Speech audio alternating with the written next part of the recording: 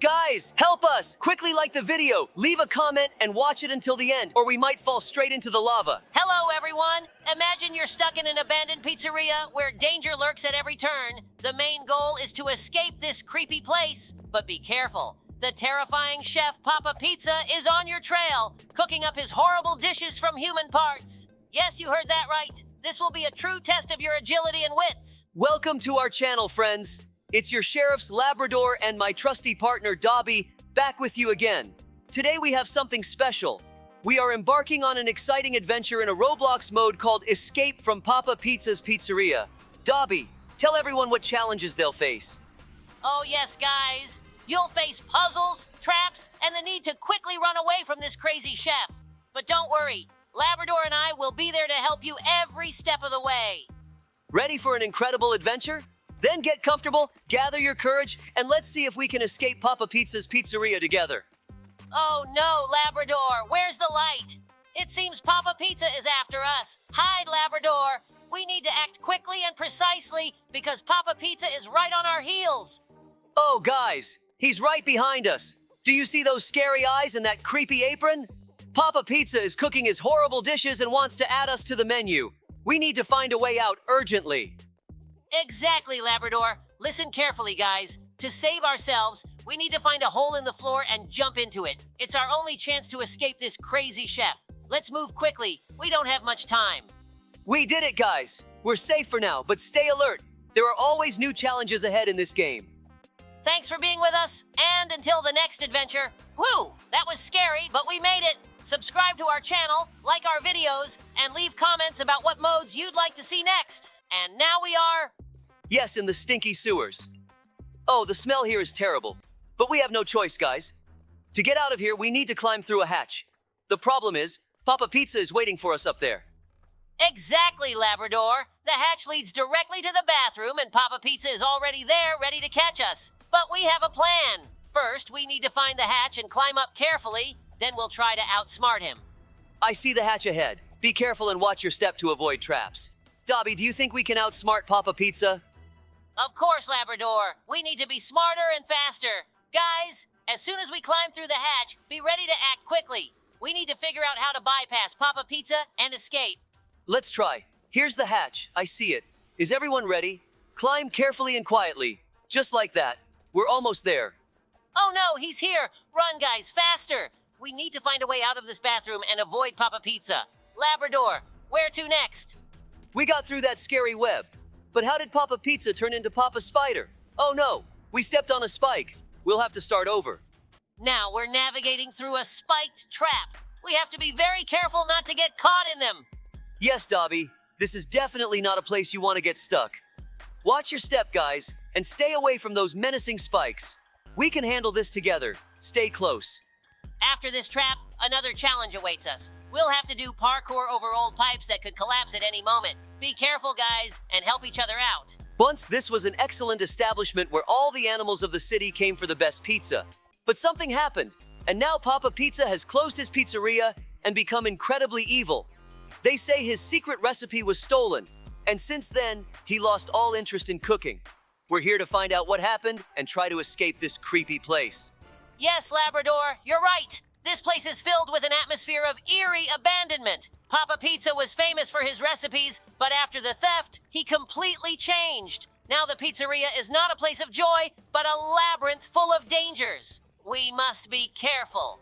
We just passed by the kitchen, and there was a huge pile of dough, as if Papa Pizza was trying to recreate his recipes, but failed. He couldn't make that magical pizza anymore. We've seen how the pizzas turned into real traps. Remember that giant pizza that fell from the ceiling right in front of us? That's definitely not the pizza we're used to seeing. Papa Pizza has set up many traps here to make sure no one can escape. At one point, it seemed to me that he was wandering these corridors himself, guarding his lost empire. Yes, this pizzeria has turned into a real nightmare.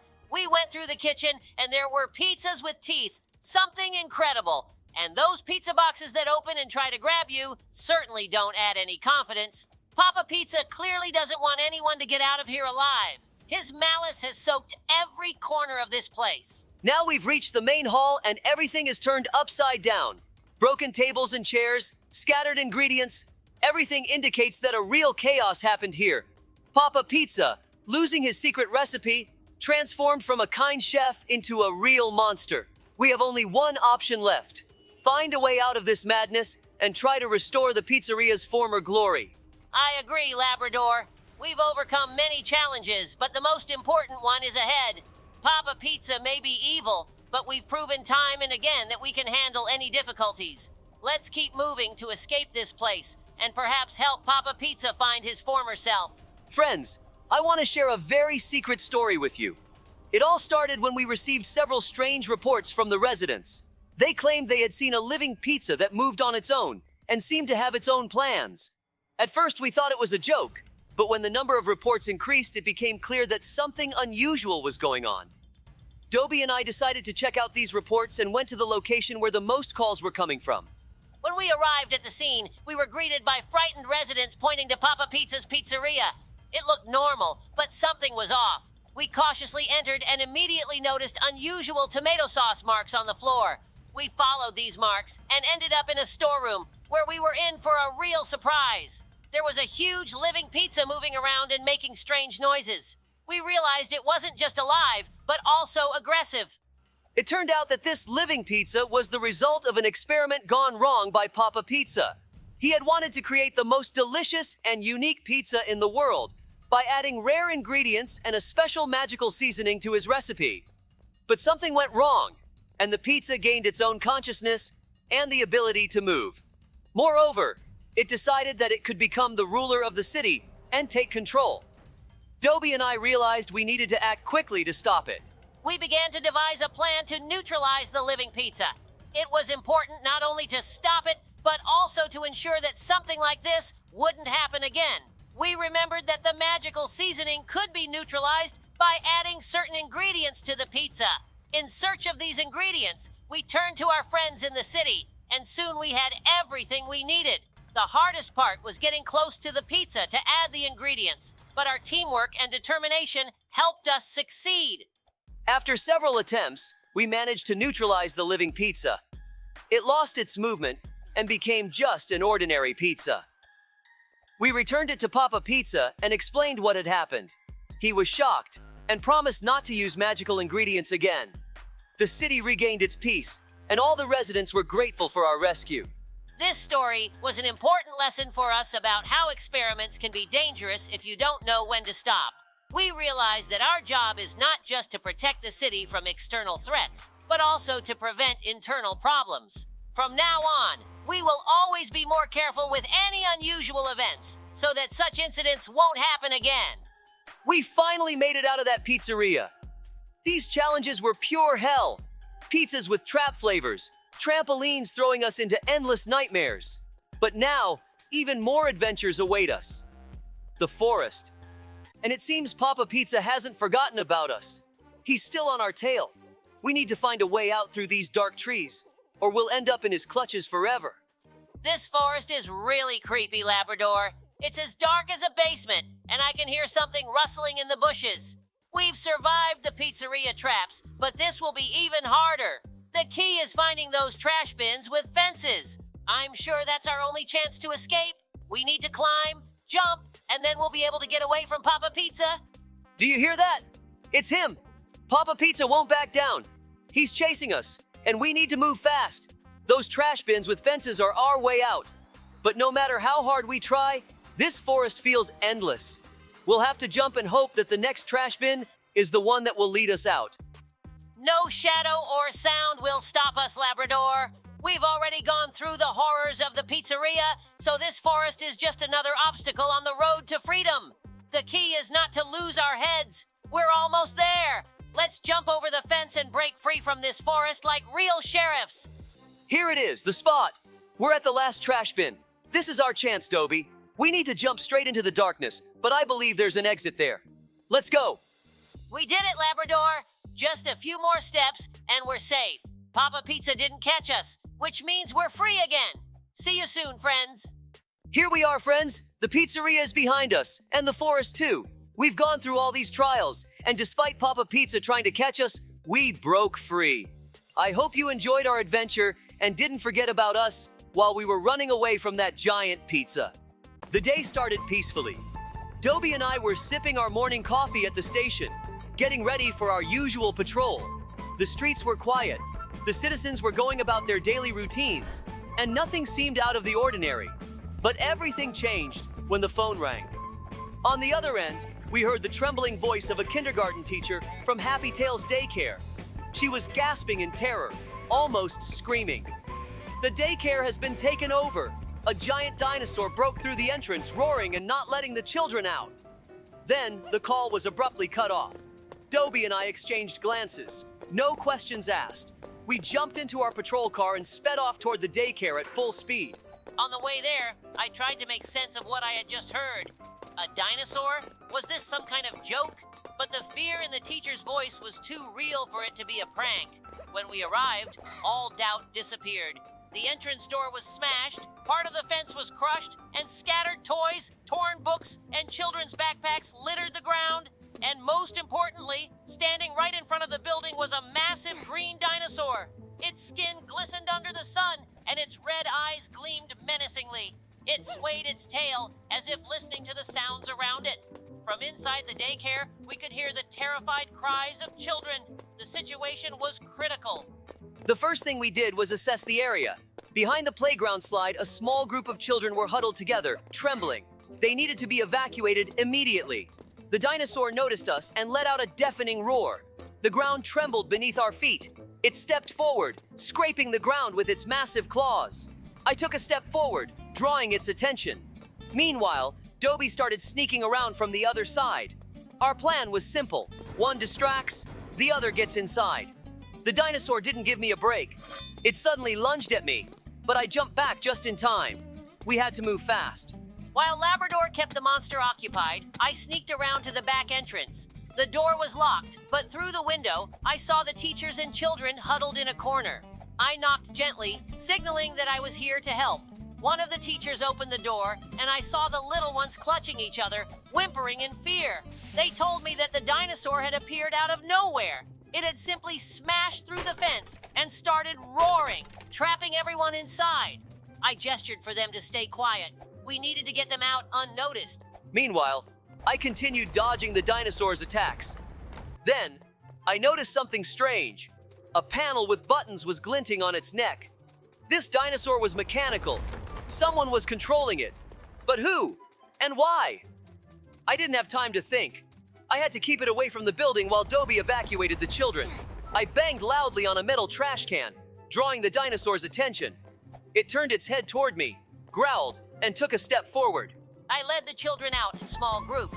We moved quietly to avoid drawing the monster's attention. The teachers helped, keeping the kids calm. Once the last child was outside, we pressed against the wall, watching Labrador.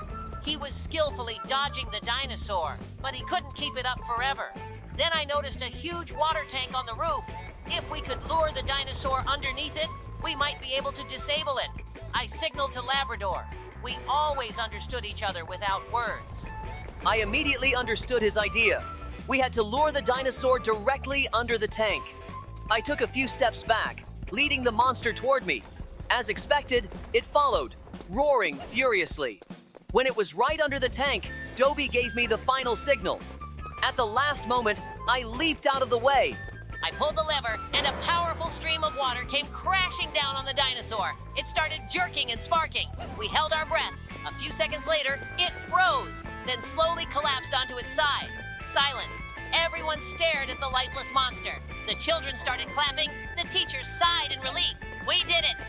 As we stepped closer, I noticed a strange emblem on the dinosaur's body. It was the logo of an old laboratory that had been shut down years ago. So someone was still working on its projects. The real question was, why build a mechanical dinosaur? And why attack a daycare? We had saved the children, but we knew this was just the beginning. A new mystery had just begun, and I knew we would solve it. This day was full of surprises. We defeated a mechanical dinosaur, saved the children, but there were too many unanswered questions. Who built this monster? Why target a daycare? And would there be another attack? But for now, our job was done. The teachers and children were safe, And Labrador and I knew if our city was ever threatened again, we would be ready. The day started as usual. Coffee, reports, and post-inspections. Everything was calm in the city of animals. Dobie and I were about to start our morning patrol when a raccoon named Timmy burst into the station. He looked frightened, his eyes darting around, and he was out of breath. He told us that his friend, the fox Rick, had disappeared. The last time anyone saw him, he was playing a new game, Poppy Playtime 4. Timmy swore he had seen Rick literally vanish into the screen. At first, we thought it was a joke or just childish fears, but then Timmy showed us his tablet. The game's loading screen was still glowing, and there, in the reflection of a store window inside the factory, was a silhouette. It looked just like Rick. I exchanged glances with Dobie. This all seemed impossible, but we couldn't ignore it. If the game was somehow pulling players inside, we needed to figure out why. We sat down in front of the screen. The title flickered, and then the words appeared. "Welcome to the Playtime Toy Factory. Enter your names to join." I typed in my name. Dobie did the same. The moment we pressed enter, the screen flashed, and darkness swallowed us. When I opened my eyes, dim lighting surrounded us. We stood in a long corridor. Flickering lamps cast strange shadows on the walls. The air was stale, filled with dust and a strangely sweet scent, like old gummy candy. Labrador looked around. A poster on the wall read, "Welcome to Playtime Factory. Keep smiling." Below it stood a broken toy, a giant plush bear with an eerily wide grin. In the distance, we heard children's laughter. It was quiet, but it sent chills down my spine. We moved forward. The factory looked abandoned. Scattered toy parts lay on the floor, and the silence was only interrupted by the occasional creak of metal. Then we heard whispering. Someone was there. I raised my paw, signaling Dobie to stay quiet. We carefully peeked around the corner. In the darkness, trembling, was Rick the fox. His fur was ruffled, and his wide eyes darted nervously. He said he didn't know how he got here.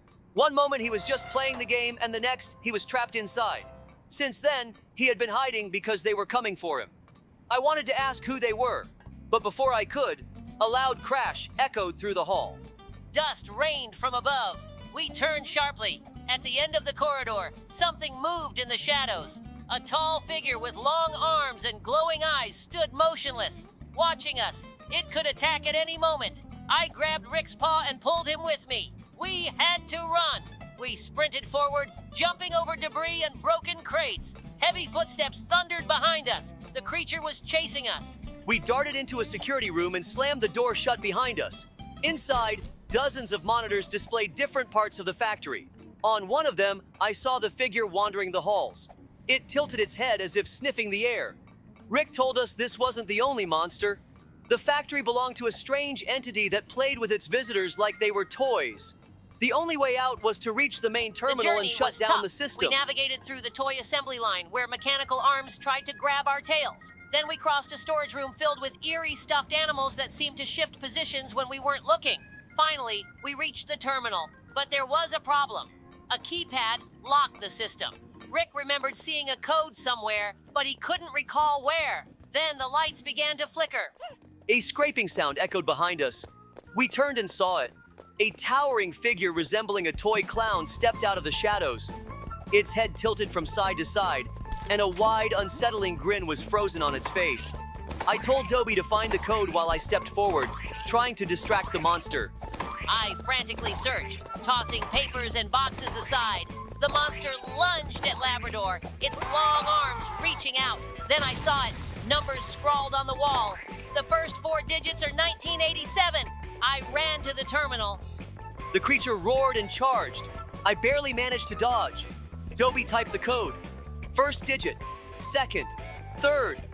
The monster was almost upon us. On the way there, I tried to make sense of what I had just heard. A dinosaur? Was this some kind of joke? But the fear in the teacher's voice was too real for it to be a prank. When we arrived, The day started peacefully. Dobie and I were sipping our morning coffee at the station, getting ready for our usual patrol. The streets were quiet. The citizens were going about their daily routines, and nothing seemed out of the ordinary. But everything changed when the phone rang. On the other end, we heard the trembling voice of a kindergarten teacher from Happy Tales Daycare. She was gasping in terror, almost screaming. The daycare has been taken over. A giant dinosaur broke through the entrance, roaring and not letting the children out. Then, the call was abruptly cut off. Dobie and I exchanged glances. No questions asked. We jumped into our patrol car and sped off toward the daycare. Hi, friends. As you can see, we're at school, which means today we have to escape from Mr. Stinky. Hello, everyone. But first, we need to get out of the classroom. Crazy Mr. Stinky put our picture on the board and wrote that we're newbies. We need to prove him wrong. Of course we will. We are real sheriffs. Let's activate the fire alarm and escape before anyone notices. Sheriff Labrador, difficult trials await us ahead. We need to save our strength for the final boss battle. Oh, it seems he was nearby all this time. Stealth is not an option. Let's run! He's looking at us with such a scary smile, he's about to catch up. We need to speed up. What a huge belly he has. Is he really asleep? Maybe he just wants to scare us or play. Perhaps he's curious about how we'll handle his trials. Haha, why did he fall asleep? Well, better not to risk it. Someone tried to escape and stepped into this strange green liquid. I hope it's not acid. Let's climb into the vent. Hold your breath so you don't choke on the dust. Now we'll jump through the parkour. You're a pro at this, so I'm sure we'll pass without mistakes. Looks like he's awake. Hope he doesn't attack now. Look how creepy this looks. Why did he drill a hole in the wall to spy on us instead of installing a camera?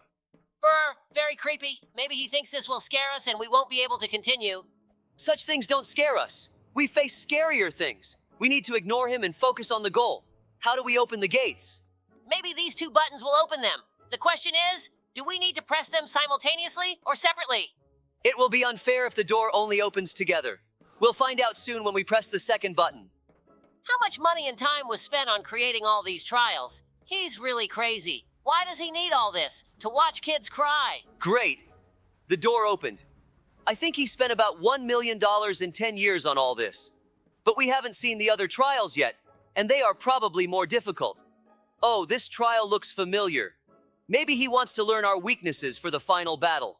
Now we need to focus on not getting hit by the laser. I don't understand how lasers can disintegrate things. I've only seen those used to play with cats. There are powerful lasers used in material processing. Their power allows cutting through various objects. Got it, thanks. Look, this guy is offering to take a secret path. Should we trust him? If it's a trap, they'll just kill us and we'll respawn. Plus, I'm curious to see what's there. It's a giant hanging platform. Maybe there will be a boss battle. Why did this guy say it's a secret path? All we can do is press the red button. Okay, the button summoned the boss. He looks like Mr. Stinky, but with pipe legs and a large gear. Maybe Mr. Stinky likes steampunk and made a robotic copy of himself. Considering the technology, it's possible. But Mr. Stinky is too old to master such technology. Although, given his madness, anything can be expected from him. He has almost no health left. The main thing is not to get too close so he doesn't hit us with his hat. Oh, that was exhausting. He's too strong or we have too weak weapons. All right, what's next? We defeated him and we got nothing. What nonsense. Maybe they'll at least leave us the weapons. Oh, I accidentally jumped. No big deal, we'll respawn. This guy just tricked us. He probably wanted to laugh, but something went wrong. Did you notice that these books have spikes? It's dangerous. And those spiked balls, they look like viruses. I hope we didn't get sick. We almost ran into a spiked mace. Oh no, it's yellow-toothed Larissa. Grab your weapon and shoot her in the eye. She looks like Mrs. Stinky because she has terrible breath. I hope she at least takes a shower. She has horrible makeup and a wart on her face. Now it's clear. Mr. and Mrs. Stinky are dating. Interesting. Hooray! The second boss is defeated. Dobie and I were patrolling the town when we received a distress call. Professor Tailstein, a well-known scientist and inventor, had created cyborgs meant to assist the townsfolk in their daily tasks. But it soon became clear that something had gone wrong. Instead of helping, the cyborgs began to act aggressively. Dobie and I realized we couldn't ignore this. Tailstein always had strange ideas, but we never expected something like this. Yeah, at first everything seemed like just another normal project. The cyborgs were helping with cleaning, delivering goods, ensuring safety. But soon reports came in that the robots were breaking equipment, scaring people, and in some areas, even attacking residents. Sheriff and I immediately realized Something wasn't right. These machines were too smart for simple tasks, and it seemed like they were starting to plan something. We went to the professor to figure out what had happened. When we arrived at the professor's place, he was in a panic. He claimed that his program was supposed to work as intended, and that the robots couldn't have gone out of control. He said he didn't understand how it happened, but his invention was clearly no ordinary one. We inspected the lab and quickly realized that something wasn't right. We started suspecting that someone might have interfered with the system and introduced a virus that altered the behavior of these robots. Time was running out and we needed to act fast. The professor told us that the central control module, which controlled all the cyborgs, was located in an underground lab. It was a secured area, and getting in wouldn't be easy. But Sheriff and I knew that without accessing it, we wouldn't be able to stop the cyborgs. We began planning how to break into the lab, knowing that many dangers awaited us along the way. If we didn't succeed, the town would be destroyed. We entered the lab and immediately faced our first obstacle. A few cyborgs were patrolling the corridors. We tried to move quietly, but one of the robots spotted us and activated the alarm. More cyborgs appeared right away and started moving toward us. We had to act fast. Dobie and I fought back in sync, but every step was getting harder. The cyborgs weren't backing down. As soon as we passed the first corridor, we realized our task was only getting more difficult. New patrols were waiting for us at every corner, and if we weren't careful, we'd be spotted. I suggested using some devices to temporarily disable their sensors. We managed to pull it off, but time was running out, and we knew that every second counted. We kept moving toward the main hall, where the module we needed to disable was located. When we reached the central hall, we were met with a real cyber barrier. Several cyborgs surrounded the control module, guarding it. It was a full-on battle, but we knew we couldn't lose. We attacked from different sides, but one of the robots triggered the defense system. At that moment, we had to act quickly. While they blocked the entrance, I searched for a way to disable all their signals. In our town of animals, there's nothing scarier than a school night. It all began when we received a strange call. In the school where the youngest residents study, all the lights went out. At first, it seemed like a simple power outage, but as soon as Dobie and I arrived, we knew something was wrong. The darkness in the corridors was so thick that we could barely make out the path. There were no students to be found, but strange sounds echoed as if someone was wandering the dark halls. Sheriff and I decided to investigate the school. As we walked through the first floors, we noticed strange marks on the walls, as if someone had been hiding or running in a hurry. We made our way to the old basement, a place no one usually ventured into. The school was quite old, and the basement had always been surrounded by rumors. They said that many years ago, mysterious experiments were conducted down there. At that moment, Sheriff and I began to feel an unsettling sense of anxiety building up. We moved forward, trying to locate the source of the strange sounds. When we descended into the basement, the air was heavy, and the darkness felt almost alive. We discovered an old, dusty mirror that had once stood in one of the classrooms. It was covered in grime, but when we cleaned it, something strange reflected back at us. It wasn't our reflections, but silhouettes that resembled students, with empty eyes. We quickly backed away from the mirror, and at that moment, we heard the basement doors creak open. We turned around and saw a shadow begin to move down the corridor. We rushed toward the exit, but the doors were locked. It was at that moment that we realized this wasn't just a security system malfunction. The shadows were moving faster, and there were more of them. We tried to find another way out, but every corridor led us back to the basement. Suddenly, one of the shadows began speaking in our voices. That's when we understood. This wasn't a coincidence. Someone or something had brought this place to life. Dobie and I desperately tried to escape, but the more we moved, the more creaking footsteps we heard behind us. We decided to use some old school equipment to disable the electrical systems. As soon as we did, the shadows started to disappear, and silence returned. Once we were outside, we realized this wasn't just a malfunction. We had saved the town, but the dark forces in the school were still lingering. When we told the townspeople the story, many started looking at the school with suspicion. But despite everything, the shadows had vanished, and in that moment, we understood sometimes even the darkest corner can be a hidden test for those who are brave enough to face what they don't understand. Sheriff and I returned to work, But that evening, when night fell, neither of us could bring ourselves to go back. We knew this school wasn't just a building, it was a place where dark secrets hide. Well, friends, we did it! We conquered that evil teacher! I, Labrador, want to thank you for joining us on this adventure. Remember, with us, you can chase down any problem and beat it. See you, friends. We're always on guard. Hello, friends, it's me, Sheriff Labrador, and today we have a special episode for you.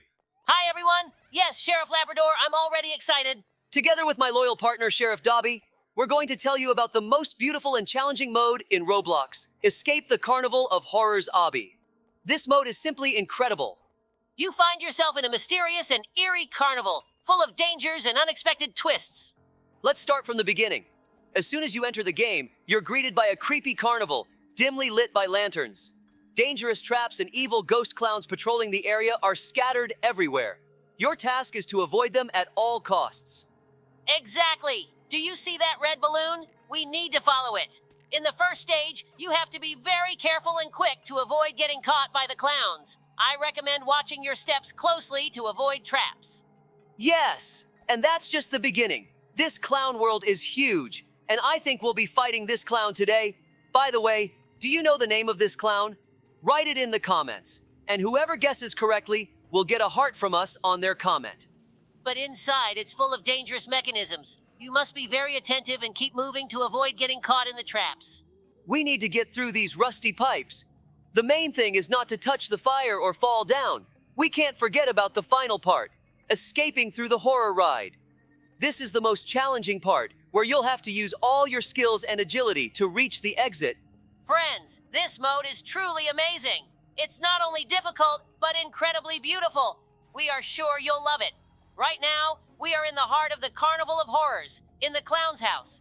Just look at this grim place. We need to parkour through old, smelly pipes with a bottomless pit below us. Yes, it's really scary. The smelly pipes are not only a test of our agility, but also a real endurance test. The smell is disgusting, but we need to focus and move forward. Watch your step, Sheriff Labrador. If we slip, we'll fall into that bottomless pit. We must be very careful and watch each step. Let's move slowly and confidently. Good plan, Sheriff Dobie. Do you see that narrow pipe ahead? We need to jump onto it and then move along the wall. The main thing is not to rush and keep our balance. Great, I'm ready. Let's go, Labrador. You first. I'll cover you. This is probably one of the most difficult stages in this mode, but we'll manage, right? Of course, Dobie. We're a team. All right, one jump, then another. Carefully, done. Now it's your turn, Dobie. Got it. I'm coming. One jump, another. Yes, I did it. Now we need to walk along this narrow pipe. It's slippery, so hold on tight. Of course, Dobie. We're a team. All right, one jump, then another. Carefully, done. Now it's your turn, Dobie. Yes, it's a real nightmare. These saws spin so fast that one mistake can cost us our lives. We need to move very carefully and precisely calculate our actions. Look, Dobie, the saws move in a specific pattern. If you watch closely, you can catch the moment when they stop for a split second. That's when we need to dash through. I made it too. Can you see me? Wow! Look at this beautiful amusement park. Ferris wheel, roller coasters, and much more. Now we're escaping from the scariest clown in this carnival. He wants to turn us into his dolls, and we urgently need to find a way to escape. Look ahead. There's a Ferris wheel. It's our chance to get to the top. The clown is still after us. Let's go, Labrador. We can do this. Yes, we're at the top. What a view! You can see the whole carnival from here. The clown won't catch us here. Whew, that was intense. But we did it, Labrador. Now we're safe. Guys, don't forget to subscribe to our channel and give us likes. It's the best gift you can give us. Our animal town has always been a peaceful place, but recently we were shaken by a story connected to the amusement park. The park has always been a popular spot for family outings. However, with the arrival of a new clown, strange incidents began happening. He appeared friendly, but there was always something unusual around him. The townspeople began to complain about odd feelings and missing items. Dobie and I decided to get to the bottom of this. From the very beginning, we noticed that the clown attracted children, but the parents looked at him with concern. We started the investigation trying to understand what was going on. In the park, we discovered strange traces and heard stories about how the clown was leading children in unknown directions. In the evening, the park closed, but some children didn't return home. Labrador and I decided to stay in the park after closing time to see what was happening. When it got dark, the park turned into a place of shadows and suspicious sounds. We hid behind carousels and rides, observing what was going on. Soon, we saw the clown leading a group of children. They seemed hypnotized, following him without a single word. We cautiously followed them until they reached an old, abandoned tent that hadn't been used in a long time. The tent was locked, but somehow the clown managed to open it. We carefully approached, trying not to give ourselves away. When we peeked inside, we saw a stage with bright lights. The clown started his performance, but it wasn't an ordinary show. He used strange tricks and magical illusions that seemed to mesmerize the children.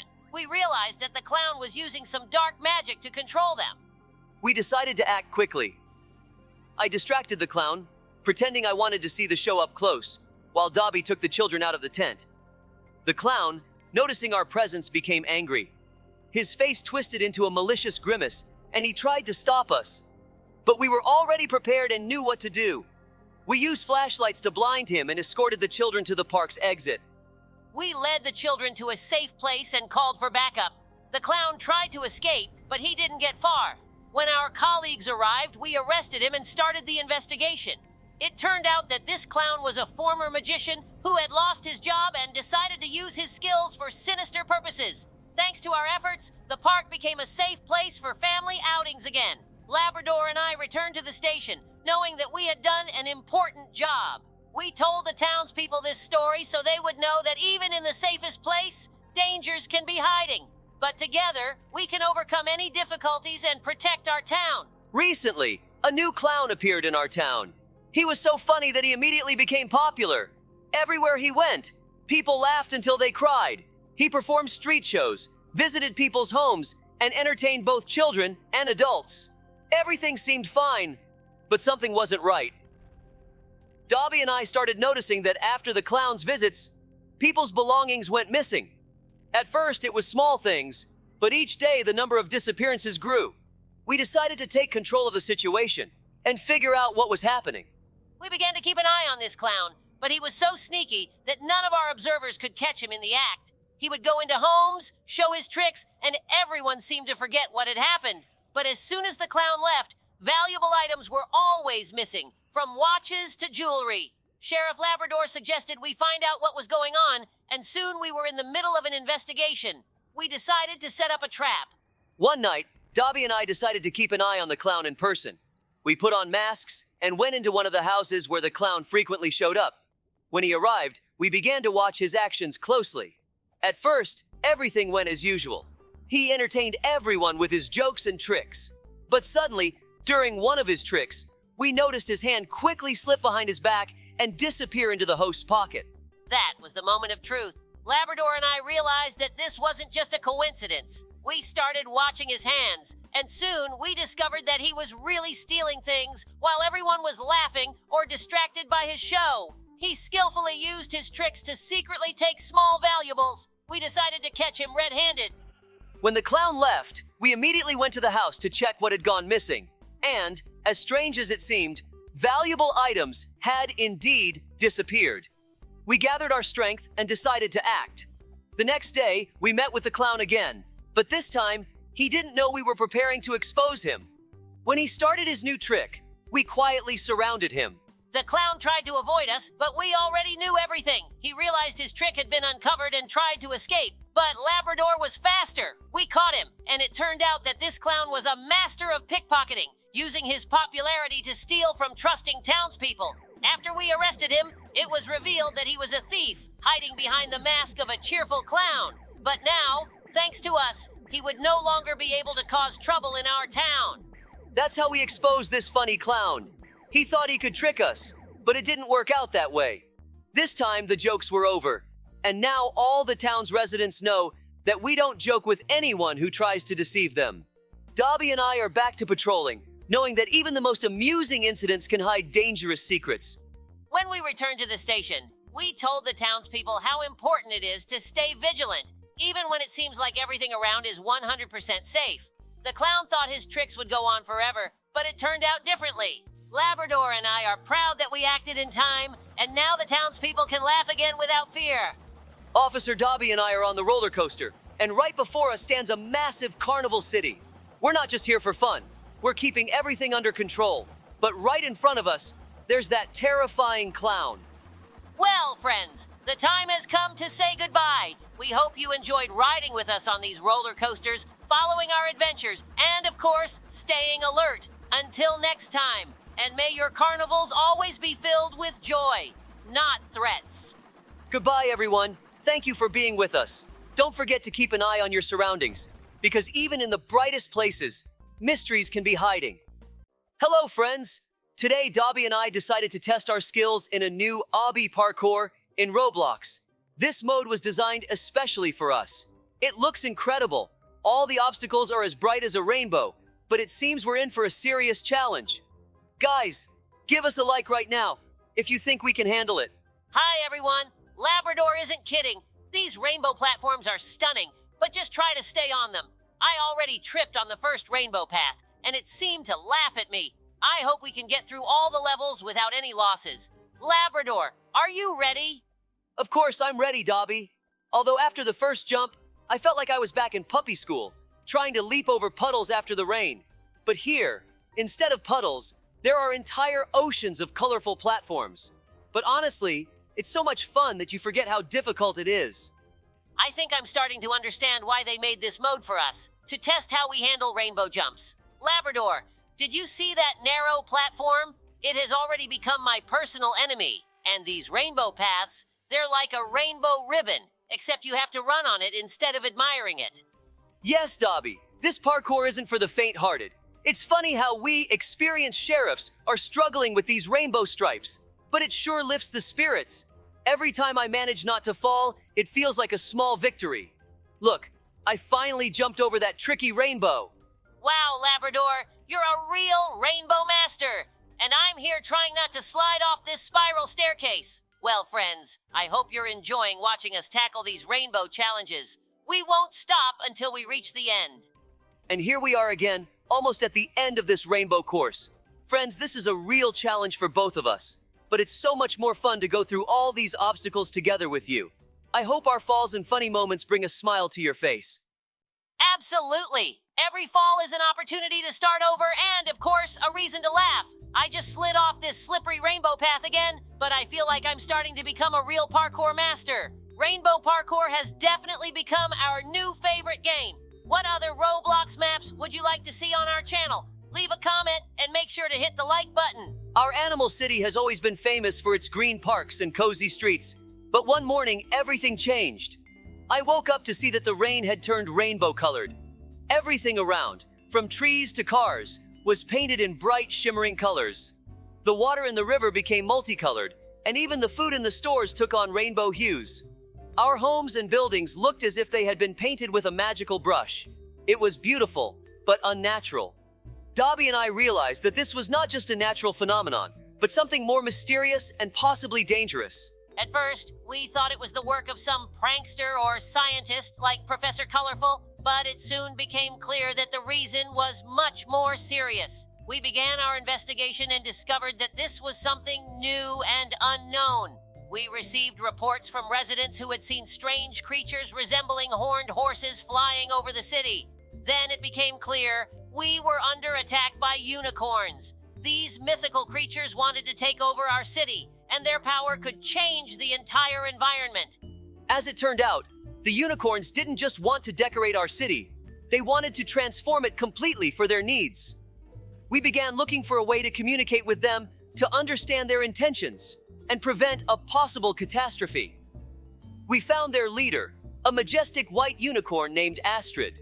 He explained that their world was dying, and they were looking for a new place to live. They chose our city because it seemed perfect to them. But their methods were too aggressive, and this could destroy our way of life. We realized we needed to find a compromise. We offered to help the unicorns find another place where they could live without destroying our city. Labrador suggested using the city's technology to create a safe and comfortable place for the unicorns. We worked together with city scientists and wizards to create a special sanctuary where the unicorns could live in peace and safety without harming others. Our efforts were successful. We showed the unicorns the new place, specially created for them, where they could live happily. Astrid was impressed by our kindness and willingness to help. The unicorns agreed to leave our city and move to the new sanctuary. Gradually, the rainbow colors began to fade, and our city returned to its usual appearance. The unicorns, grateful for our understanding and assistance, promised to maintain peace and friendship with us. So, we managed to prevent the takeover of our city and help creatures in need of a new home. This story taught us that peace and cooperation can solve even the most complex problems.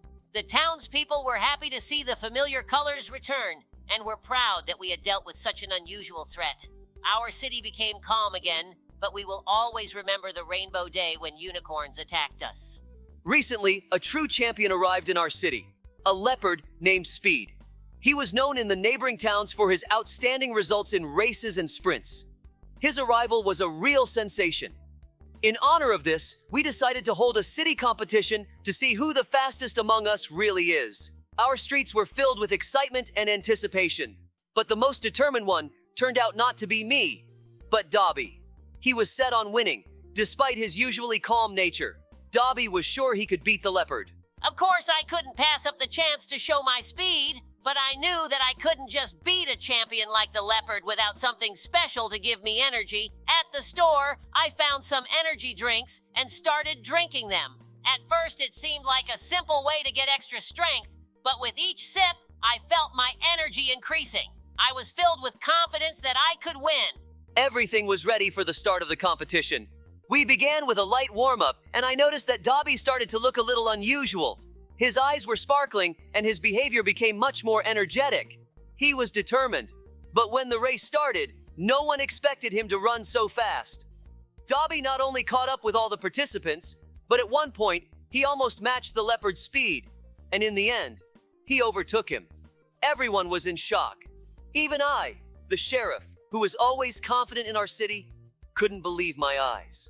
After the win, I felt incredible. My energy was at its peak, and I was so proud of myself. But after a few days, I began to notice that something wasn't right. My energy didn't fade, and I felt really anxious. I couldn't sleep and felt a lot of tension in my body. Then Labrador insisted I visit the doctor. We went to see a rabbit doctor who was an expert in such cases. The rabbit doctor immediately examined Dobie and ran some tests. It turned out that excessive consumption of energy drinks had caused Dobie's body to stop functioning normally. He was on the verge of exhaustion. The doctor prescribed rest, a balanced diet, and plenty of water to bring him back to normal. Dobie was a bit embarrassed, but understood that it wasn't wise to overdo it with such things. In the end, everything turned out fine, and Dobie became his usual calm and balanced self again. But now he knows that victories aren't just about speed, but also about taking care of your body. Now I know for sure that health is more important than any victory. I won the competition, but I had to learn from my mistakes. Thanks to Labrador and the rabbit doctor for their help. Next time, I'll train for the competition the right way, without any shortcuts, just using my own strength. Recently, a strange and terrifying story unfolded in our city. It all began when a new ice cream vendor appeared. He was mysterious and a bit odd. His cart was decorated with bright flags, and he always wore a black suit with dark sunglasses. But something was off. The townspeople started noticing that after children bought ice cream from him, they would disappear. At first, it was just a one-time event, but soon several children went missing, and it became terrifying. Dobie and I immediately started an investigation. At first, we thought the children might have just run away or gotten into trouble. But the more we kept an eye on the ice cream vendor, the clearer it became that something was wrong with him. We noticed that his van was always parked in the dark corners of the city, and his ice cream had a strange smell. People said it had some unusual flavor, but no one could quite figure out what it was. I decided to take action. Labrador and I went on a night patrol to find out what was really going on. We tracked him down and found the van on the outskirts of the city. Inside was dark, and the ice cream vendor was standing, laughing, and preparing something behind the counter. As we got closer, we heard strange sounds, like children saying something from inside the van. It was way too suspicious. We decided to act quickly to prevent any more disappearances. Dobie, as always, was determined, and we prepared for a raid. We brought everything we needed to make sure the ice cream vendor couldn't escape. The van was full of frozen ice creams, but in one corner, we found a large freezer. To our horror, inside we found the missing children. They were in a strange trance, sitting in dark corners as if under hypnosis. It turned out that the ice cream vendor was using a special type of ice cream that made the children succumb to his influence, causing them to disappear and become his hostages. We quickly freed the children and called for help. And so our adventure comes to an end, friends. Dobie and I managed to do so many exciting things, but now it's time to say goodbye. It's been an awesome time, hasn't it? Like the video and subscribe to the channel. Our battle will be legendary. This day started like any other. The city was waking up, and Dobie and I were going through the morning reports. But soon, the peace was broken by a call. The dispatcher's voice was tense. There were reports of strange events at the central hospital. Patients were disappearing. Nurses spoke of a mysterious sheriff who had taken control of the institution. And the strangest part, this sheriff looked exactly like me. Dobie and I exchanged glances. This couldn't be a coincidence. I had heard stories about doppelgangers, but I never thought I would encounter one myself. We got into the car and headed to the hospital. When we arrived, the hospital looked deserted. The large glass doors were locked, and behind them, we could only see dim, flickering lights. No patients, no staff, as if the whole place had been abandoned. Posters with Labrador's face hung on the walls, but something was off about them. His eyes looked cold, and his smile menacing. We cautiously stepped inside. The hallways were dark, the lights flickered, and the air smelled of chemicals. Cameras were everywhere, watching our every move. We had to figure out what was going on. We moved forward carefully, scanning our surroundings. I could feel that we were being watched. Suddenly, a nurse appeared from around the corner. He looked terrified and whispered that we had to leave while we still could. According to him, the other sheriff had locked all the patients and staff in the basement and had taken over the main office. This was a challenge we couldn't ignore. We headed for the staircase leading down, but as soon as we opened the door, the sound of footsteps filled the corridor. Several guards in black uniforms with patches bearing my own emblem emerged from the shadows. They didn't look friendly. We knew there would be no talking our way out of this. The guards lunged at us, but we were ready. Labrador threw his baton at one of them, while I used my strength to shove another straight into the wall. The rest hesitated, giving us the chance to break through to the basement. We rushed down the narrow stairs. The air grew heavier. It smelled of age and metal. Rusty pipes lined the walls. Water dripped from the ceiling. Soon, we reached a locked door. Behind it, we heard muffled voices. People were inside.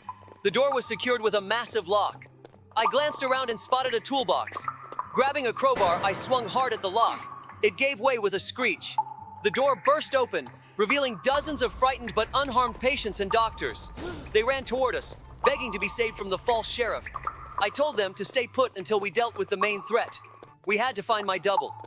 We climbed to the top floor, where the main office was located. The door was slightly ajar, and we stepped inside. There, in the center of the spacious office, stood my partner's evil twin. He looked exactly like Labrador, except for his eyes. They were dark, lifeless, like empty voids. A strange badge hung from his chest, glowing with a faint red light. He looked at us and smiled. We realized this wasn't just an imposter. This was something inhuman. He didn't speak, but his gaze made it clear he wouldn't let us leave so easily. He attacked. I barely managed to dodge as his paw slammed into the desk, leaving a deep dent. This me was stronger than any ordinary beast. Dobie tried to sneak up behind him, but with a single motion, the doppelganger flung him aside. I had to find a way to stop him. I noticed that the badge on his chest glowed brighter whenever he attacked. Maybe that was the source of his power. I understood what Labrador was thinking. We had to remove that badge. I lunged forward, pretending to go for his face, while Labrador leaped from above, grabbed the badge, and yanked it with all his strength. A dull crack echoed through the room. The false sheriff froze. Then his body began to tremble. Awareness flickered in his eyes before he simply dissolved into the air, leaving behind only the metallic badge, now dull and lifeless. As soon as he vanished, the hospital began to change. The lights brightened, the cameras stopped tracking us, and the eerie silence was replaced by the sounds of voices. We knew the spell or technology that kept people in fear had been broken. Doctors and patients emerged from the basement, cautiously looking around. They were free. We knew it was over. Once everything calmed down, we stepped outside. The sky was already lightening. Night was over. I looked at Labrador and smirked. We had seen a lot, but nothing like this before. But before we could get into the car, a new call came in. The dispatcher reported strange occurrences happening in the city again. We exchanged glances and started the engine. The corridor trembled with each impact. Every door concealed the unknown, and we had no idea where the next attack would come from. The lights flickered, strange noises echoed from the ventilation shafts, and the scent of antiseptic mixed with something far more sinister. I could feel it. My doppelganger was toying with us, luring us into a trap. We reached the operating room. The massive metal doors slid open slowly, revealing a chamber filled with surgical instruments hanging from the ceiling and tables draped in dusty sheets. And in the center of it all, he stood, my dark reflection, wearing a twisted grin and staring with cold, empty eyes. He didn't attack immediately. He was waiting, savoring our hesitation. That's when I realized this wasn't just a copy. He could read my thoughts, anticipate my every move. This was me, stripped of conscience, devoid of principles, without mercy. I saw Labrador freeze for a moment, assessing the situation. The double looked just like him, but something was deeply wrong. He moved like a shadow, his presence felt unnatural, and when he spoke, his voice seemed to pierce through the air itself. And then he struck. His movements were lightning fast, his attacks precise. I tried to intervene, but he dodged effortlessly, predicting my every action. It felt like a nightmare, the kind where your enemy is always faster, always ahead. We tried every technique we knew, but he countered them with ease, as if he had already seen the battle play out in his mind. The only way to win was to outsmart him, to make him believe in a false move. I feigned exhaustion, letting my body slump as if I were giving up. For just 1 second, he smirked. And that was all we needed. At that moment, Dobie lunged forward, grabbing a surgical lamp and blasting him with blinding light. My double flinched, his expression shifting from arrogance to pure terror. That was my chance. I struck hard, and he staggered back, his eyes widening as he realized he had lost. A horrible screech filled the room as his body began to dissolve, leaving only a flickering outline of his former self. The hospital trembled as if reality itself was collapsing. We barely made it outside before the entire building shuddered and started to fade away. It had all been an illusion, a construct of darkness. But now it was gone. When it was over, I turned to look at Labrador. He was exhausted, but victorious. We had won. Another day, another rescue. But as we walked away, a chill crept up my spine.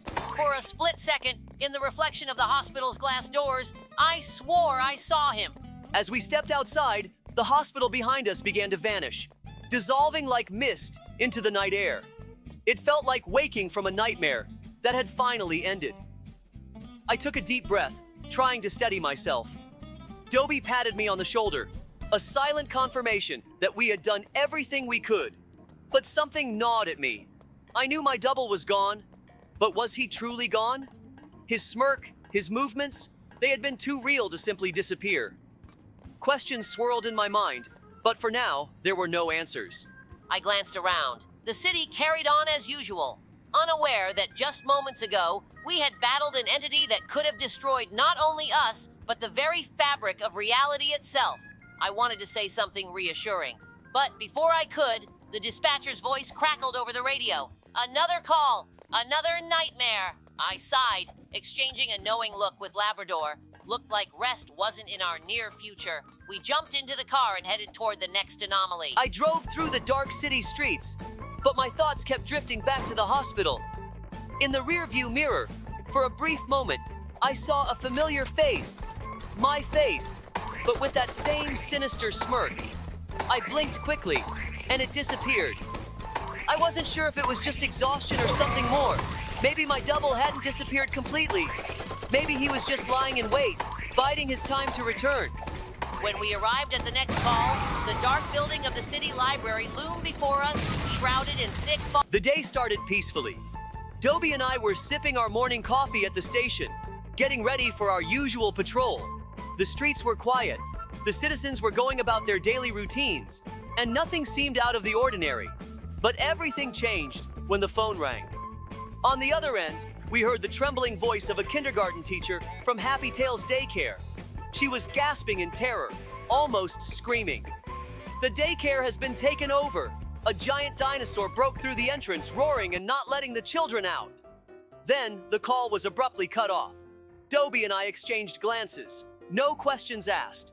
We jumped into our patrol car and sped off toward the daycare at full speed. On the way there, I tried to make sense of what I had just heard. A dinosaur? Was this some kind of joke? But the fear in the teacher's voice was too real for it to be a prank. When we arrived, all doubt disappeared. The entrance door was smashed, part of the fence was crushed, and scattered toys, torn books, and children's backpacks littered the ground. And most importantly, standing right in front of the building was a massive green dinosaur. Its skin glistened under the sun, and its red eyes gleamed menacingly. It swayed its tail as if listening to the sounds around it. From inside the daycare, we could hear the terrified cries of children. The situation was critical. The first thing we did was assess the area. Behind the playground slide, a small group of children were huddled together, trembling. They needed to be evacuated immediately. The dinosaur noticed us and let out a deafening roar. The ground trembled beneath our feet. It stepped forward, scraping the ground with its massive claws. I took a step forward, drawing its attention. Meanwhile, Dobie started sneaking around from the other side. Our plan was simple. One distracts, the other gets inside. The dinosaur didn't give me a break. It suddenly lunged at me, but I jumped back just in time. We had to move fast. While Labrador kept the monster occupied, I sneaked around to the back entrance. The door was locked, but through the window, I saw the teachers and children huddled in a corner. I knocked gently, signaling that I was here to help. One of the teachers opened the door, and I saw the little ones clutching each other, whimpering in fear. They told me that the dinosaur had appeared out of nowhere. It had simply smashed through the fence and started roaring, trapping everyone inside. I gestured for them to stay quiet. We needed to get them out unnoticed. Meanwhile, I continued dodging the dinosaur's attacks. Then, I noticed something strange. A panel with buttons was glinting on its neck. This dinosaur was mechanical. Someone was controlling it. But who? And why? I didn't have time to think. I had to keep it away from the building while Dobie evacuated the children. I banged loudly on a metal trash can, drawing the dinosaur's attention. It turned its head toward me, growled, and took a step forward. I led the children out in small groups. We moved quietly to avoid drawing the monster's attention. The teachers helped, keeping the kids calm. Once the last child was outside, we pressed against the wall, watching Labrador. He was skillfully dodging the dinosaur, but he couldn't keep it up forever. Then I noticed a huge water tank on the roof. If we could lure the dinosaur underneath it, we might be able to disable it. I signaled to Labrador. We always understood each other without words. I immediately understood his idea. We had to lure the dinosaur directly under the tank. I took a few steps back, leading the monster toward me. As expected, it followed, roaring furiously. When it was right under the tank, Dobie gave me the final signal. At the last moment, I leaped out of the way. I pulled the lever, and a powerful stream of water came crashing down on the dinosaur. It started jerking and sparking. We held our breath. A few seconds later, it froze, then slowly collapsed onto its side. Silence. Everyone stared at the lifeless monster. The children started clapping. The teachers sighed in relief. We did it! As we stepped closer, I noticed a strange emblem on the dinosaur's body. It was the logo of an old laboratory that had been shut down years ago. So someone was still working on its projects. The real question was, why build a mechanical dinosaur? And why attack a daycare? We had saved the children, but we knew this was just the beginning. A new mystery had just begun, and I knew we would solve it. This day was full of surprises. We defeated a mechanical dinosaur, saved the children, but there were too many unanswered questions. Who built this monster? Why target a daycare? And would there be another attack? But for now, our job was done. The teachers and children were safe, and Labrador and I knew if our city was ever threatened again, we would be ready. The day started as usual. Coffee, reports, and post-inspections. Everything was calm in the city of animals. Dobie and I were about to start our morning patrol when a raccoon named Timmy burst into the station. He looked frightened, his eyes darting around, and he was out of breath. He told us that his friend, the fox Rick, had disappeared. The last time anyone saw him, he was playing a new game, Poppy Playtime 4. Timmy swore he had seen Rick literally vanish into the screen. At first, we thought it was a joke or just childish fears, but then Timmy showed us his tablet. The game's loading screen was still glowing, and there, in the reflection of a store window inside the factory, was a silhouette. It looked just like Rick. I exchanged glances with Dobie. This all seemed impossible, but we couldn't ignore it. If the game was somehow pulling players inside, we needed to figure out why. We sat down in front of the screen. The title flickered, and then the words appeared. "Welcome to the Playtime Toy Factory. Enter your names to join." I typed in my name. Dobie did the same. The moment we pressed enter, the screen flashed, and darkness swallowed us. When I opened my eyes, dim lighting surrounded us. We stood in a long corridor. Flickering lamps cast strange shadows on the walls. The air was stale, filled with dust and a strangely sweet scent, like old gummy candy. Labrador looked around. A poster on the wall read, "Welcome to Playtime Factory. Keep smiling." Below it stood a broken toy, a giant plush bear with an eerily wide grin. In the distance, we heard children's laughter. It was quiet, but it sent chills down my spine. We moved forward. The factory looked abandoned. Scattered toy parts lay on the floor, and the silence was only interrupted by the occasional creak of metal. Then we heard whispering. Someone was there. I raised my paw, signaling Dobie to stay quiet. We carefully peeked around the corner. In the darkness, trembling, was Rick the fox. His fur was ruffled, and his wide eyes darted nervously. He said he didn't know how he got here. One moment he was just playing the game, and the next he was trapped inside.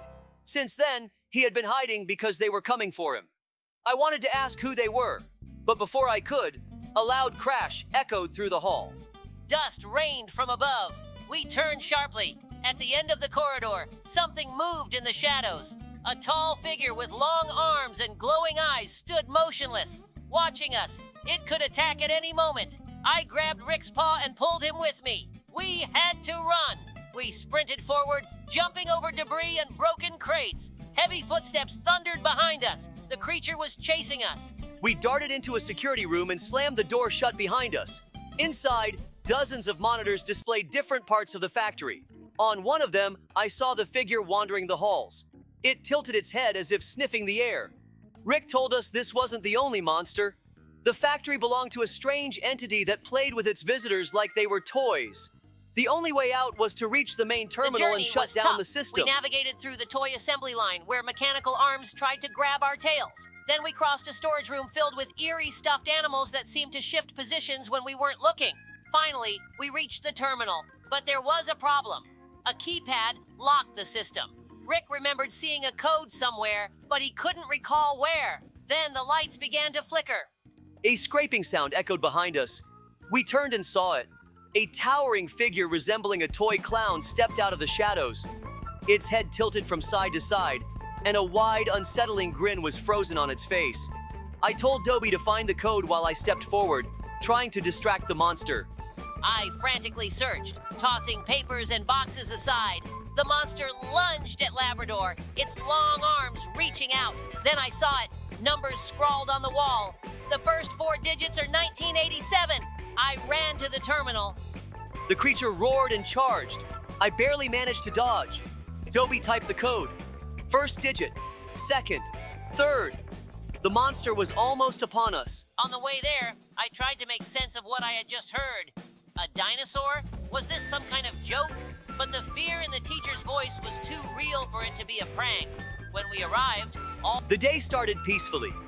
Dobie and I were sipping our morning coffee at the station, getting ready for our usual patrol. The streets were quiet. The citizens were going about their daily routines, and nothing seemed out of the ordinary. But everything changed when the phone rang. On the other end, we heard the trembling voice of a kindergarten teacher from Happy Tales Daycare. She was gasping in terror, almost screaming. The daycare has been taken over. A giant dinosaur broke through the entrance, roaring and not letting the children out. Then, the call was abruptly cut off. Dobie and I exchanged glances. No questions asked. We jumped into our patrol car and sped off toward the daycare. Friends, quickly hit the like button and watch the video until the end, so that the evil doll lets me go. What? Where are we, Dobie? I don't know, but it looks like a children's room with toys everywhere. Wait, this is something strange. It looks like we've ended up in a room full of evil dolls. Hey everyone, today Dobie and I are trying to escape from the house of evil dolls. Wow, what's ahead of us? Many scary trials and puzzles.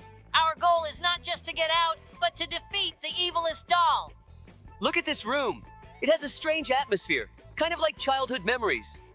I agree. We've come back to our childhood, but this is definitely not the place we'd want to be. It seems like we need to go through this narrow passage. It looks like it leads straight to the house. I hope the doll doesn't start hunting us right away. We found some candy. I wouldn't try it. Who knows? Maybe she poisoned them. We need to collect 10 of these candies. Looks like we need to jump here. Let's put that off for now and explore the house. Maybe we'll find something useful. Here's another candy. Yay, a checkpoint. This means if we die, we can come back here. Look at how much she loves her portraits. Seems like you took your words too literally. It wasn't worth dying just to check. I thought you could go through there. There's another hole ahead. Should we go down? It looks like a place straight from hell, but not exactly. There's a mountain of dishes here. For me, a mountain of dishes is real hell. I hate washing dishes. I actually like it. I turn on my favorite music and sing along. It really lifts my mood. Strange. Looks like no one's cleaned here in years. Maybe she just buys new dishes instead of washing the old ones. Yeah, that makes sense. I can't find another explanation for this mess. It seems like we still have a long way to go. I can't see the end. These arrows seem hypnotic, like they were made to cause hallucinations. Did you notice? The floor is like lava, but roses are growing in it. Looks like hallucinations. I see them too. Nice, we've reached another checkpoint. Seems like the end is near. I hope there's no parkour ahead. I'm a little tired already. These toys, I feel like there's something sinister about them. Maybe the souls of children are trapped inside.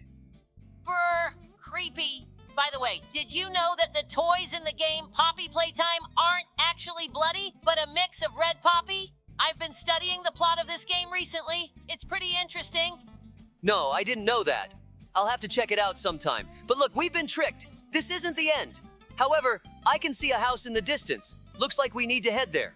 Let's hurry. I even see a Ferris wheel. That looks like an interesting place. I wish the amusement park were near the police station. Hey, Labrador, have you ever thought about candy? Of course, who doesn't love it? Do you have a favorite candy? I think my favorites are chocolate candies with nuts. What about you? I prefer caramel candies. They're so tasty, like sweet music in the middle of the workday. Sometimes caramel is a real lifesaver. But you know what's better than candy? I don't know. Maybe even more candy. Just look at her. Why is she sitting there, staring at us and not even greeting us? It seems like she's pretending to be a lifeless doll, but in reality, she's watching us. That's much creepier. Maybe we need to find a way to open the gate. Here's a button. We need to press 3 of them. It also says we can hide. Clearly, a dangerous trial awaits us. Let's go. Look, she's coming down on her long braids. How does she even see anything with those eyes? Oh no, let's hide quickly. We need to observe her from a safe place. Let's climb higher. Maybe she won't see us. Did you see her braids flashing past the room? I would hold my breath. Let's not forget our main task. We still need to press 2 more buttons. Good thing we looked around. It's always useful to check everything. There are many rooms here where we can hide, so this trial won't be too hard for us, especially with our experience. I keep hearing her whispering. It's really unsettling. The City of Beasts has always been a place where the most unusual events happened. But one of the strangest occurrences took place when the candy monster appeared. It all started when a new candy factory opened in our city. All the residents, especially the children, were thrilled. The factory promised the most delicious and unusual candies. But soon, strange things began to happen. The children complained that the candies started behaving strangely. They seemed to come to life and move. Things got even worse when a real monster, made of sweet treats, broke free from the factory. This candy monster was terrifying. It was huge, with caramel eyes and lollipop teeth. Every time it stepped on the ground, the sound of cracking candy filled the air, and the atmosphere was filled with a sweet but unpleasant odor. It began to destroy everything in its path. Stores, homes, and even roads. Labrador and I had to intervene urgently. We started investigating what exactly caused the appearance of this monster. We found out that all the candies at the factory were made using experimental ingredients that gave them monstrous power, but also caused unusual mutations. Dobie and I decided to act quickly. There was no time for a long investigation. We needed to stop the monster urgently. Using our skills and new technology, we managed to find its weak spot. Upon arriving at the factory, we discovered that, despite its terrifying appearance, the monster was actually vulnerable. All the candies that made up the monster were controlled by a single mechanism. We realized that if we disrupted this mechanism, the monster would disappear. We decided to infiltrate the factory where the monster was created. It was dangerous, as each step could lead to further destruction. But Labrador and I acted swiftly and confidently. Soon, we found the most important part of the factory, a secret storage of the ingredients used to create these living candies. We destroyed the special machine that generated them and immediately began to notice the monster losing its strength. It started to shrink and disappear until it turned into a pile of regular candies. When the candy monster vanished, the city was once again filled with peace and tranquility. The factory was closed, and all its dangerous ingredients were destroyed. Dobie and I returned to the station, reflecting on how unusual events can affect our city. We realized that sometimes even the most harmless things, like candies, can lead to real catastrophes. But thanks to our teamwork and skills, we managed to stop this threat. After we defeated the candy monster, our city returned to normal life. Labrador and I understood that it's not only important to solve problems, but also to prevent them, so such disasters don't happen again. The city became safe again, and the children could once again enjoy their sweets without fear. But we always remembered this incident because, as strange as it sounds, candies might not be as harmless as they seem.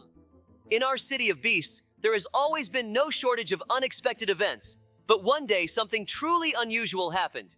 It all began the day the circus came to town. Among the many attractions and shows was a huge toy store. All the little animals eagerly went there to pick out new toys. But by evening, Dobie and I received a strange call. A mysterious virus had infected the toy store, causing all the dolls in the shop to come to life.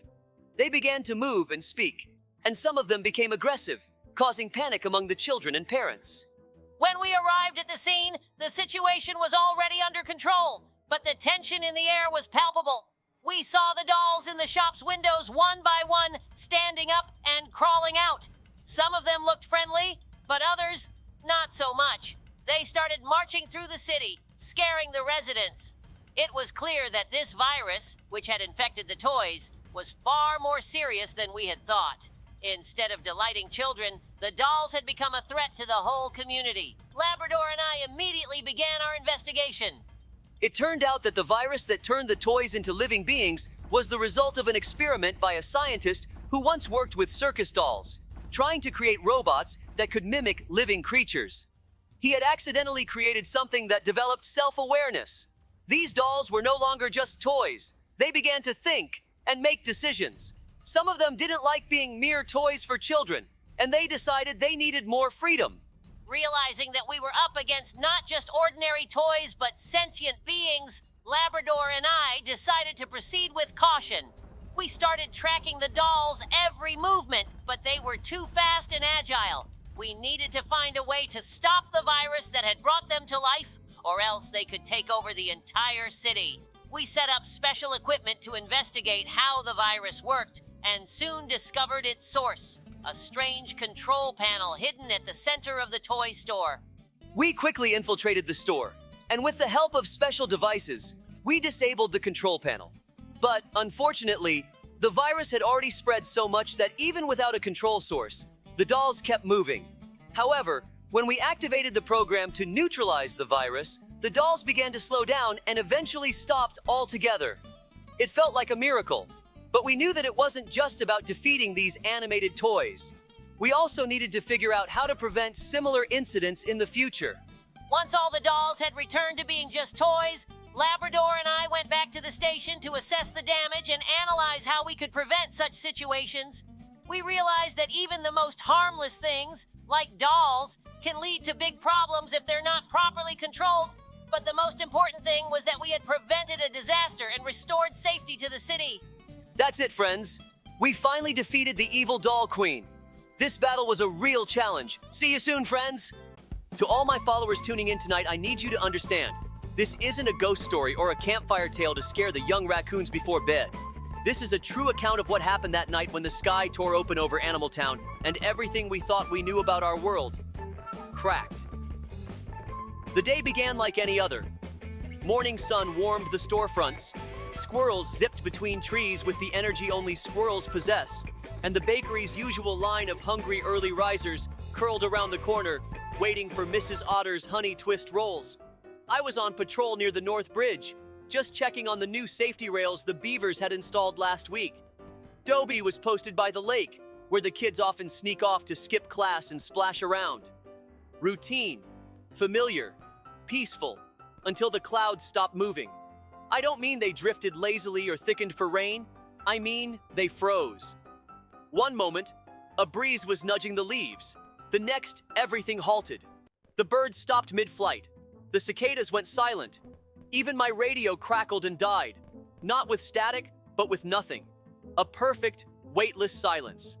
And then came the sound, low, like a cello being bowed underwater. It didn't come from above or below. It came from everywhere. It vibrated in my teeth. My vision blurred, not from fear, but from some pressure that I still can't explain. When I looked up, the sky had a hole in it. No, not a cloud, not a trick of light. A hole, perfectly round, blacker than night, and out of it slid something alive. I can still see it when I close my eyes. It shimmered, like oil in water, constantly shifting. No engines, no wings, just a hovering presence that watched. I called Dobie immediately. His voice came through jagged, like a blade cutting through a wire. He'd seen it too, only from a different angle. There were more, smaller ones, fast-moving, darting between trees near the lake. We both knew this wasn't some illusion. It was an arrival. I hit the emergency beacon at the town center, something I'd hoped I'd never need. Within seconds, lights blinked across every neighborhood. The signal told our citizens, go home, lock up, wait for instructions. Dobie and I met outside town hall. He looked shaken, and Dobie never shakes. I asked him what he'd seen, and what he told me still chills my fur. He'll tell you himself in a moment, but understand this first. We had no backup, no military, no contingency plan for extraterrestrial visitation. All we had was our training, our instinct, and each other. And when the invaders made their move, it wasn't dramatic or loud. It was surgical. When I tell you, I've never seen fear like what I saw that night, I'm not talking about the citizens. I'm talking about the trees, the wind, the earth. There was something ancient in how the world responded, not in panic, but in reverence, as if nature itself remembered them from long ago. I was near the southern lake when the first of them touched down. It didn't make a crater, it didn't blast anything, it just was. One moment, the grass was empty. The next, a being stood there, tall, glimmering, translucent, no mouth, no eyes, but I knew it was watching me. It didn't walk, it hovered. Wherever it passed, the reeds curled inward like they were afraid. I reached for my pulse weapon, standard issue, but I hesitated. This thing wasn't acting aggressive, not yet, but behind it, others were moving. Not like soldiers, like collectors, gathering, sampling. I watched one touch the surface of the lake, and the water began to rise in strange spirals, like it was being lifted, molecule by molecule. I knew we had minutes before they spread into the neighborhoods. When I met with Labrador, I laid it all out. They weren't here for war. Not at first. They were studying, cataloging, testing limits. But I told him that always changes. The wolf studies the rabbit first, then it pounces. We had to act before that moment came, and that's when the big one arrived. It didn't land, it didn't need to, it was too massive, a hovering fortress. Its shape kept changing, cube to sphere to spiral and back again. From it came a beam of light, not bright, but total. It absorbed the town square. Anything inside it froze in place. We saw a fox child, mid-step, held in stasis. I still don't know if she was breathing. That was the line. Labrador came up with the plan. Insane, desperate, brilliant. We would use the old magnetic field generator, built back in the days of the Great Storm, buried under city archives. It hadn't been activated in years, and frankly, we didn't even know if it still worked. But it could scramble frequencies, confuse even the most advanced tech. While he went to reroute power from the dam, I took a team of volunteers, raccoons, badgers, a hawk who knew the rooftops like his own wings, and we tunneled into the archives. We moved fast. We had no choice. The sky was turning violet. Time moved differently around the mothership. It was eating ours. I could feel it pulling the future into itself. We found the generator, rusted, flickering, but intact. I climbed onto the console, clawed through decades of dust and wires. I rewired it with a flashlight in my mouth and sweat on my paws. We powered it up, just as the first of the collectors reached the elementary school. The surge pulsed through the town. The beam shuddered. The creatures screamed, not with mouths, but with vibration. They shimmered, lost shape, flickered. One by one, they retreated, not with panic, with frustration. They weren't ready for resistance. The mothership rose, slowly, almost curiously. It hovered at the edge of the sky for a long moment. Then it vanished, like a shadow underwater. And we were left, shaking, tired, staring at a town that had been saved by instinct and luck. We don't know if they'll come back, but now the generator is ready, the skies are watched, and we, Labrador and I, we keep the badges polished, the radios charged, and the town safe. Not all heroes roar. Some just show up when the stars fall. Stay alert, friends, because the universe, it's watching back. You'd think after something like that, the town would settle back into normal life, that the bakery would reopen, that the squirrels would race through the trees again without pausing to look at the sky, that the fox kits would laugh their way to school like they always did. And for a little while, it did seem like we'd managed to press rewind on reality. But I knew better. Something had changed. Not just in the sky, not just in the magnetic signature around the town, something deeper, in the bones of the place. You could feel it in the way the shadows moved at sunset, or how the lights sometimes flickered with no power surge. We'd driven them off. That much was true. But we hadn't ended anything. We'd interrupted it. 3 nights after the beam vanished and the mothership disappeared, I was in my office going over the incident logs. I remember staring at my desk lamp, watching it dim and brighten rhythmically, like a heartbeat. And then my comm crackled. Not the town's emergency system, but my private channel. The one I kept off most days. Only one other badge had the frequency. It was Dobie. His voice was low, calm but tight with tension. He'd picked up something, not a signal, but a vibration, a resonance underground. It matched the patterns the collectors had left in the lake bed. I told him I'd meet him there. I didn't hesitate. I knew Dobie never made calls like that unless it mattered. When I arrived at the southern shore, he was already waiting, standing completely still. The moon was high, casting silver on the rippling water. But the lake wasn't behaving right. The ripples weren't wind-made. They were circular, pulsing, as though something beneath the surface was breathing. Dobie handed me a scanner. Old tech, but reliable. The readings weren't subtle. Underneath the lake bed, nearly 100 feet down, something was still active. Not large, not moving, but alive. It was a node, a relay, a beacon. The invaders hadn't come to visit. They'd come to plant something. I looked at Dobie. He didn't have to say a word. We were thinking the same thing. The mothership hadn't fled. It had withdrew. Strategically, it had left something behind. A seed. We called an emergency lockdown on the southern half of town, gave the official excuse of environmental contamination. No one asked too many questions. Most were too scared to know more. But we worked through the night, pulled schematics of the lake bed, consulted old seismic maps, checked every document we could dig up from the archives. And that's when we found it. A forgotten tunnel system, sealed off since the flood 10 years ago. It led directly under the lake. The next morning, just before dawn, we entered. The tunnel was cold, not from temperature, from memory. It had a smell that didn't belong to the town anymore. Mold, rust, and something electric. We moved in silence. Labrador took point. I watched our rear. Our paws made no sound. We had the feeling, the knowledge, that we were being watched. Not by eyes, but by something larger, deeper. Halfway through the tunnel, the air began to vibrate. Not just the walls, the air. I felt it in my chest first, like my heartbeat had become part of the walls. And then we saw it, the chamber. It wasn't natural. It was carved with mathematical precision. Walls shaped like spirals, surfaces that shimmered with a fluid metal sheen. In the center, suspended in what looked like gravity itself, was the seed. Not a seed in the traditional sense, but a black crystalline structure that pulsed. With every pulse, it sent signals upward, through the rock, into the lake. And the lake